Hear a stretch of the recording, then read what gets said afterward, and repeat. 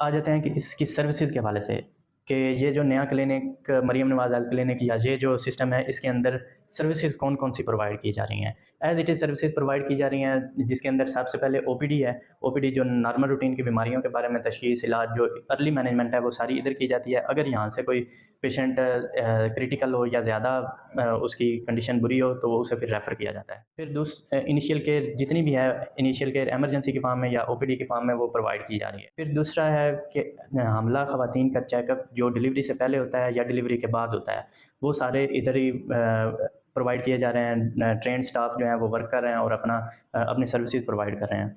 फिर डिलीवरीज़ जो हैं वो फ्री ऑफ कॉस्ट हैं, कोई भी आपसे चार्ज नहीं किया जाएगा बगैर किसी पैसे के। और अगर कोई स्टाफ आपसे डिमांड भी करता है, तो वो आप जो भी आपके नज़दीकी हेल्थ क्लिनिक पे कोई हेल्थ मैनेजर के तौर पे डॉक्टर काम कर रहा है, आप उसे बताएं तो वो फौरी तौर पे वो आपके वापस होंगे।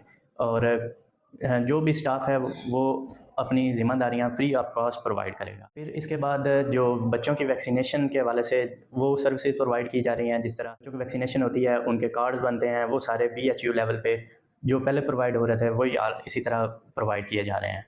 अब फिर एक चीज़ है कि एक और चीज़ इसके अंदर इंडक्ट की गई है कि जो टीबी की मेडिसिन्स हैं वो भी यहाँ पे आपको प्रोवाइड की जाएंगी। आपने आना है, अगर कोई पेशेंट डायग्नोज होता है टीबी का, तो वो अगर या उसे अलामात आ रही हैं तो वो पहले चेकअप कराए, उसके टेस्ट में डायग्नोज हो जाता है तो फिर टीबी ड्रग्स हैं वो प्रोवाइड करेंगे।